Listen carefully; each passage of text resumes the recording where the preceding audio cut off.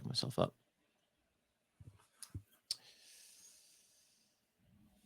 Coming up, Daniel Bellinger signs his contract. The rookie that will be the diamond, the apple, the quintessential cornerstone of Andy Makowitz's New York Football Giants eye. What is the impact on that position overall and expectations for the season? And as we know, training camp looms. Are there some free agent names that the New York Football Giants should be in on?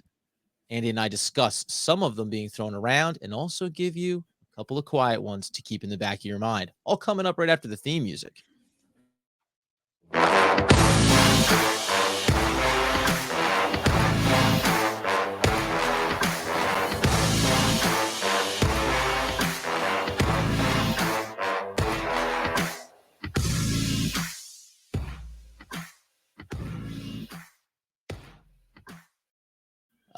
Yes, my friends, it's OGP, the One Giant Podcast, where, of course, we are your host over here, Adam Armbrecht, also covering the Brooklyn Nets and the Locked On Nets podcast with my boy, Doug Norrie, and the man over there with a sigh on his breath is the healthy, wealthy, and wise seasoned generational ticket holder, Mr. Andrew Makowitz. I just looked down at the date, and I'm a little disappointed. We still have 2 weeks away from training camp, Adam, so we are really in the dog days of summer right now. Tut, tut, my friend. We have plenty that we can dive in on, although for some reason I did have a week in my mind, so that was a little bit deflating. We'll get through it, though. We'll ultimately get to the end of July and start to have – but here's the best part, right?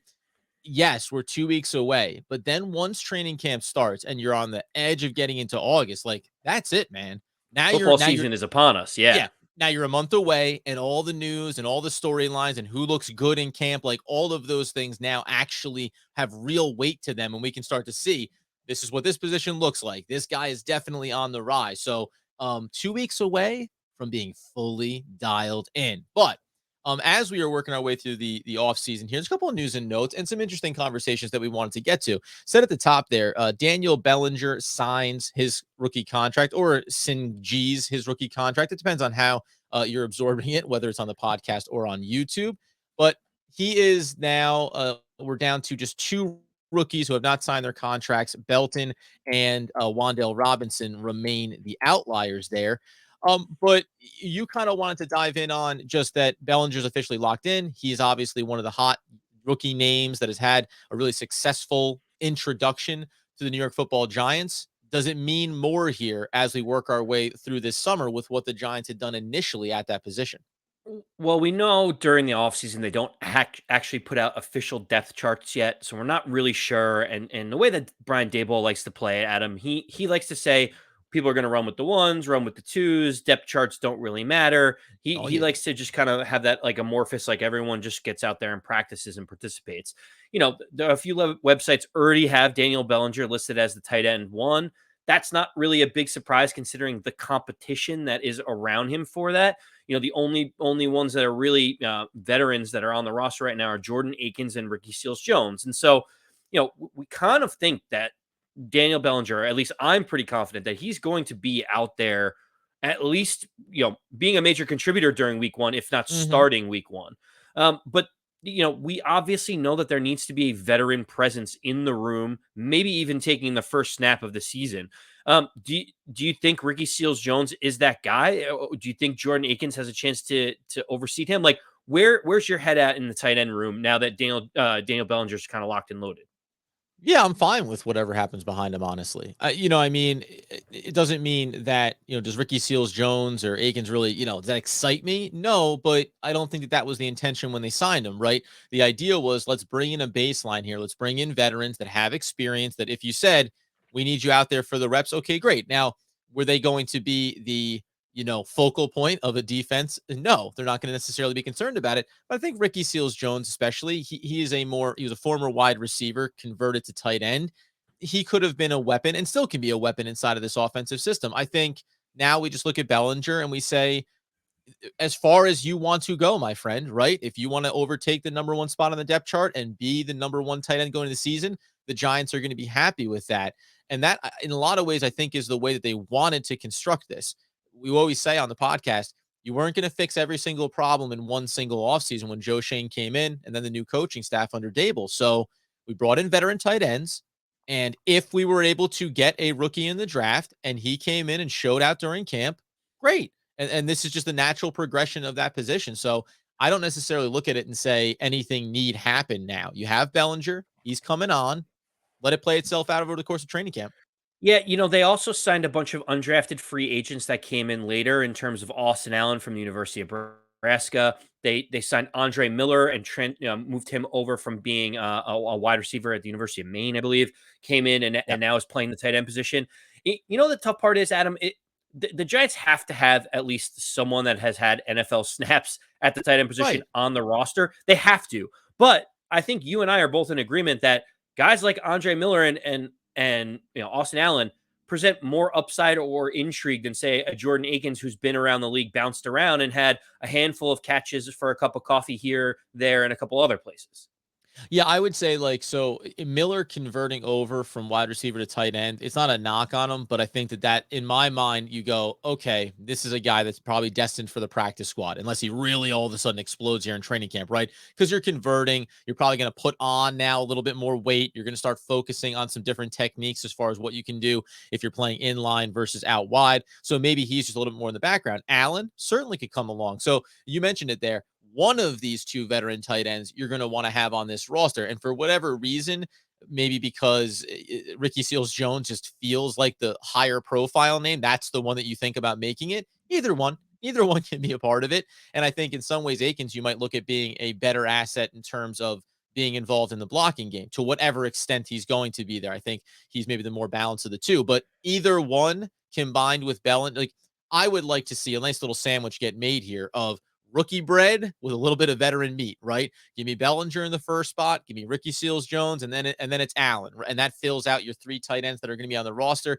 And you have a guy like Miller down the practice squad, and maybe you even have a veteran down on the practice squad as well, just in case. You obviously know injuries can come up during the season, but yeah, like I like where they're at. I don't think there's any need to look at this and say we need to make a move. And in that regard, now knowing that okay, we're developing and improving in that area, you found an article that was discussing some of the moves here as training camp gets underway. There's going to be this discussion, right? Where are the areas of need that the New York Football Giants have, and how can they improve it, and who are some of the names that are out there on the market? I will say that the three names that they mentioned were not three names that exactly blew my doors off in terms of, oh, and this was listed as three players the Giants need to immediately sign here this offseason. Yeah, Adam. So, Bleacher Report put out an article. I just thought it was interesting the types of names that are being tossed around here. The three names and three positions that they specifically called out. I want to get your feedback on it, your instant reaction. Yeah. First one is a tight end, Jared Cook. The second one was safety to Sean Gibson, formerly of the Chicago Bears. And the last one was cornerback Joe Hayden of the Pittsburgh Steelers. So, like, when I say those three names to you, what's the first thing that pops into your mind? Well, I will say Jared Cook, like I like Jared Cook as a player. He's been a productive player. He's been on teams that have been um in pressure situations, right? Teams that have playoff aspirations. If you told me that you could swap in Jared Cook for one or two veteran tight ends on the roster, I'd be happy with that. So that would be that's the only guy out of this list that I look at and say, okay, and by the way, because how old is he? Is he 30? Is he He's in his 30s. I 30? think he's like 33 or 34. 33. Yeah. So, he's an older now. Listen, tight end doesn't require you to necessarily be the fleetest of foot. So I give a pass on the age barometer there. I'd be fine. I'd be fine with him. And again, if the suggestion is you need to sign him immediately to be the starting tight end, I pull back on that because again, we look at Bellinger, we look at this team needing to develop its young talent and prepare to move forward. And I'm more comfortable with that than I'm saying, bring this guy in, give him the starting job. If you want to put him in the room, that's totally fine.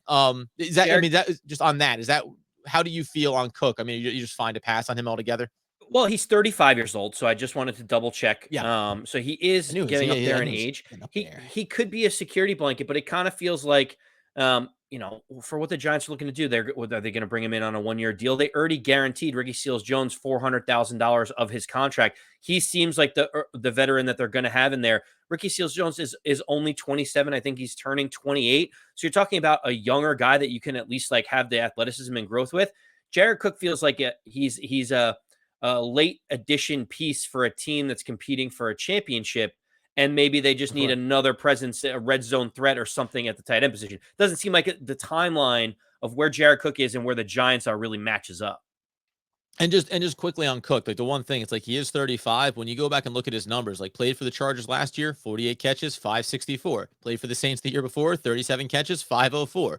Played for the Raiders before that, 68 for 896. Like a big year for him there, and played for them the year prior as well. But the last 5 seasons, from 2017 to 21, he's been a guy 50 to 60 kind of catches. He can give you 500 yards, right? So I get why it's just like, hey, let's set this baseline. And he certainly has a track record better than even some of the veterans in the room. But I'm okay with that. Who was before we get to Joe Hayden? Who was the second guy? Tayshaun Gibson. It was a safety from the Chicago Bears. Oh yeah, I'm all good on that too. And this change, this has a lot to do with to me now, and I know it's said, I think in that article, he's in line for another 1 year deal. Da, da, da, da. I need not. I understand that they keep talking about over the middle, the defense. Where's there some risk here? We're gonna get to Joe Hayden. That's a cornerback, obviously on the outside. I have Xavier McKinney. I know that Dane Belton is a rookie, but I like Dane Belton. I think he can be productive. We've talked about Julian Love. I'm fine for him to be in the room. I don't think that he's long necessarily for the roster. And then we have some of the other young players. I'll put it this way. I'll keep Julian Love around for the year before I go out and bring in another safety to put into the mix. I don't think that this moves the needle in any way. And I don't want to make a seismic move here, even if you had the money to do it, that inhibits Dane Belton from being able to emerge over the course of the year. Yeah, I mean, Gibson played on a 1 year, $2.6 million deal. It's basically the exact same contract that Julian Love has. So, to your Hmm. point, Adam, you'd be swapping out Julian Love for Gibson. Doesn't seem to make much sense in the grand scheme of things for the Giants, knowing that Julian Love has been in the building. Everyone says great things about him. They're still figuring out exactly where they want to use him. To me, Gibson actually probably makes the least sense of the three, in terms of an area of need, being the last one with Joe Hayden at cornerback. Yeah, and Joe Hayden, I'll let you go. He's 33. I want you to lead this conversation because I think we're going to have a different opinion here. So, I don't think we're going to have a different opinion, Adam. That's how well I Heyo. know you. So, listen, Joe Hayden, clearly his best years are past him. He is 33 years old. His cap hit last year was $15 million. Knowing that he's 33 years old and he's thinking about, like, maybe I have 1 or 2 more years left in me, he's probably thinking about where can I be a complimentary nickel cornerback somewhere that could compete for a title.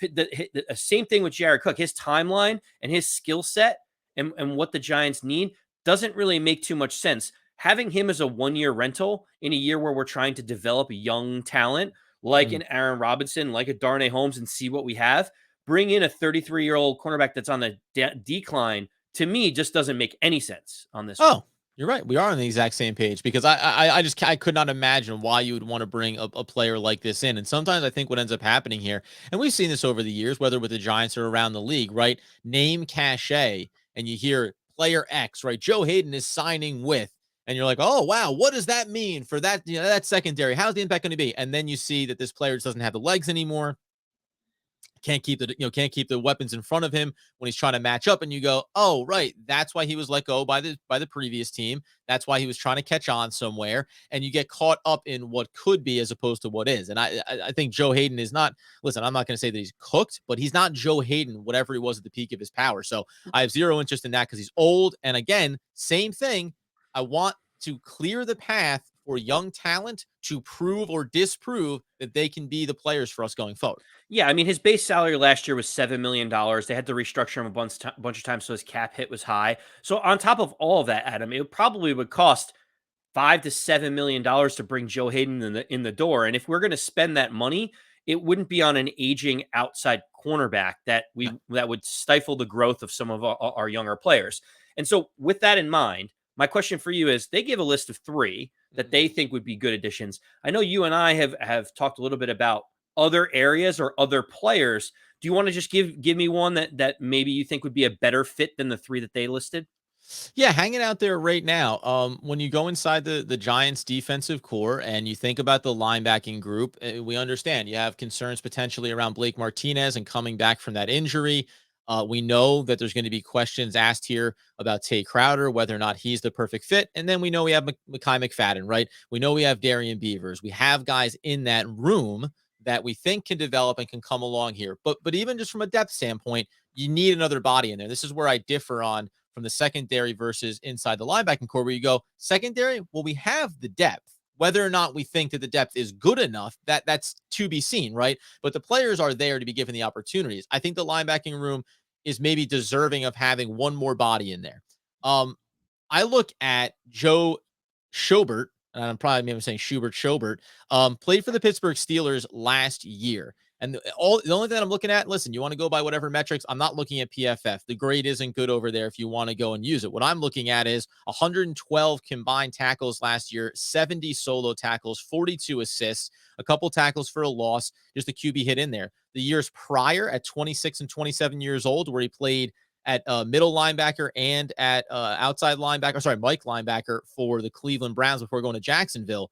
He had 133 and 141 combined tackles. He reminds me, along with 13 total tackles for a loss across those 2 seasons. Those stat lines kind of remind me of Blake Martinez when he was coming out of Green Bay, and you go, he's just a stat compiler. He's not going to be able to do it. Okay, great. Guess what? We could use one of those guys, someone who's just going to show up and consistently go in there, make the plays when they're asked of him. I think that he's a name at the right price. Makes all the sense in the world, because if Blake Martinez suffers a setback, if he's not 100% healthy, or if Tay Crowder proves to maybe be more of this pseudo safety linebacker, we don't know how we're going to use him, bring in a guy that on a rotational piece can go in and hopefully consistently make the plays for you. Yeah, I think he's 28 years old, so he's got Yeah. a little bit more youth on his side. And now there is a knock on him. Obviously, Adam, Pro Football Focus doesn't grade him out well. Listen, anyone that's still a free agent right now has some type of issue or challenge at Yeah. this late in the game. I would probably shy away from him just a little bit because, yeah, By the he way, played 16 games, and 15 games the last three seasons, and started. So, again, I'm just saying, you're talking about potentially adding even again. I don't want him to be the every down starter for the New York Football Giants, but he has starting consistency in his career, going all the way back to 2017 with the Cleveland Browns. Go ahead. Yeah. So if we were addressing the linebacker position, because I do think that's one area where the Giants could supplement, I would prefer Alexander Johnson, who comes from the Denver Broncos. He tore his pec muscle and was out for the year in October of last season, so he's still recovering from that injury. But he played on a 1-year, $3.5 million deal. He was a tackling machine. He's an amazing run blocking type of guy, or run tackling, whatever it Stuffing. is. Run stuffing. You got it. Against the rush, he's very good. He actually reminds me more of Blake Martinez than anything else. Whatever the heck they're doing, he's stopping it. That's what matters. I'm like, he's stopping the run. He's stopping the run. That's what he's doing. So I would prefer taking a risk on him coming off the pec injury than I necessarily would a Schobert. But Adam, I've got a different name for you, and this is probably one that you may not be happy with. I'm curious to get your feedback on. And this Alexander one. So, Johnson's like 30, going to be he'll be 31 at some point this year. Which is, yeah, and I want to touch back on that. Yeah, and it's fine throwing names out there, but go ahead with the one that I'm going to be disgusted with. So, well, I don't know. So here's a controversial one. I know that we feel like our offensive line is set, but I think it would be interesting to bring in someone like JC Tretter, the center, who formerly of the Cleveland Browns. He, I know we talk about Pro Football Focus grades, had almost an 80 the last 2 or 3 years, has been consistently one of the best interior offensive linemen in the league. He is a little bit older. I think he's like 31-ish, 30, 31. Yeah, a little over 31, yeah. Yeah, and the biggest challenge and hurdle is that the Giants guaranteed John Feliciano $2.4 million this year. So Feliciano will be on this roster, but the early feedback seems like he's trying to get himself settled in this position. I would much prefer using that money spent and maybe kicking Feliciano back over to guard, which he has a lot of familiarity with, and just plugging in JC Tretter and setting it and forgetting it and having a better overall offensive line. Yeah, I mean, listen, Tretter played. He started every single game 2017 through 2021 for the Cleveland Browns. I'm not. I don't knock it. I think really what my pushback would be, he's going to get a deal somewhere else for more money, right? Like this is a guy that the only reason why he's a free agent is he's probably waiting it out. He's waiting to see what contending team, what team that's looking to make a good run, all of a sudden suffers an injury in training camp, and then he can get brought in maybe and have a little bit of success. If I look at the Giants, if we can take a minute, I'm not like disgusted by it. I think this is, and I also think too, this is a move that you make earlier in the offseason. This isn't something that like he was there to be had, right? So if the Giants were going to go in this direction, I think they would have already done it. I think the concerns around Feliciano, and we've talked about it over the course of the offseason, we don't 100% know what's going to occur there.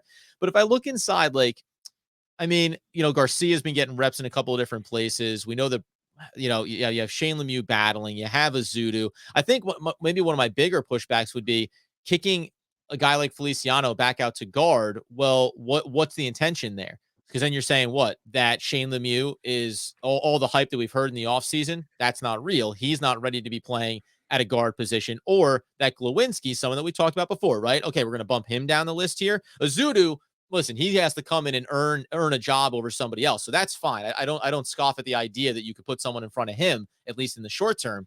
But a move like this is basically you go out and sign Tretter. You're basically saying everything else that we did this offseason, kind of a mistake, right? Everything that we think that we had in place was all kind of off the mark because we need this guy to fix everything here. Well, keep in mind that even after the Giants signed Glowinski and use a top 7 pick on Evan Neal, most people still have the Giants as a bottom half offensive line in the league. So Yeah, while yeah. we've improved, we're certainly not one of those top 10 or 12 offensive lines in the league where we would say, you don't want to mess with chemistry, you don't want to touch anything. Like, I don't know, Shane Lemieux was one of the worst pass blocking guards in the league when he was healthy for the entire season. Yep. For me, like, it's one of those things where it's like, can we improve this roster? Can we improve the offensive line even more? Bring in Tretter and having a competition between Azudu, Shane Lemieux, and Feliciano for the guard spot, to me, like, iron But and sharpens iron. Glowinski, That though, too. Yeah, well, adding Glowinski, I mean, obviously Right. he's making $7 million a year. I think he's locked and loaded at the right guard position to start And the season. see, so that's probably my and again, I'm not, again, I don't knock this. I think price is what would prevent the Giants from really being involved in a player like this. But that's the point too with what you paid Glowinski. If he's locked in, you think, right? If it goes wrong, maybe he loses his job. But if he's locked in at one side, at that point, then I can wrap my head around it. It's like, well, Feliciano has experience, so now he's there. Shane Lemieux struggles, but then you're creating kind of a little bit of a logjam. I guess maybe you say that Azudu can be playing behind Glowinski and behind the left guard, so he could take over one of those two spots. Shane Lemieux. Yeah, you know Imagine what? having It's not. depth. Imagine Yeah, having it's not depth at the terrible. offensive line position, right? Like, Yeah, yeah, we're so it's not used to terrible. we're so used to having one guy at the top of the depth chart and being like, oh man, if he gets hurt, who knows what's going to be behind him. If you could get someone like Tretter on a $4 million deal and just Yeah. come in and just wipe away any issues you have at the center position, it makes the depth, like, depth looks significantly better across the line. And then you have 2 or 3 guys fighting for one open spot, which would be the left guard position. And especially when you talk about, like, names like when we talk about Bredesen going back to last year, right? And Billy we talked about, Price. we mentioned like Josh Revis this year is in camp, but like where does this all stand? Where does it all shake out? Yeah, I'm fine with it. And again, if the Giants could make something like that happen, I don't bat an eye at it. I think it's great. It just, to me, it's like the commitment to Glowinski financially, and then it seems like the commitment to Feliciano from we're giving you the opportunity. Now, maybe he understood. We're giving you opportunity. It also means you have to show that you're capable of taking control of that position. So a couple of good names there to throw out. I think at the end of the day, we look at free agency. We're going to see how it fleshes it out. And we probably have another episode to come back in here over the next couple of weeks and say, let's take a look at alternatives. They're mentioning Joe Hayden. No, thank you. But is there a cornerback that maybe fits the age demographic a little bit better that you might bring in and say, compete with Aaron Robinson? Let's see if you can win that starting job. Likewise, at safety, I mean, we're kind of in that weird murky waters there. But even on the offensive side of the ball, probably a handful of names that we can flesh out and see. Also, cuts, right? We're talking about free agents right now. What you really want to be focusing on is training camp when cuts start to happen, because that's where the Giants maybe can pounce in and really improve some of these areas on their roster very quickly. In the meantime, though, you get over to YouTube, you subscribe to the channel, you enjoy it, you get it on the comments, mention some of the free agents that you think the Giants should take a shot at. We'll get a rundown for these next couple of weeks. You get us on the podcast wherever you get those needs fulfilled. And as Andy Makowitz would want, need, and demand the people know, As always, let's go Big Blue.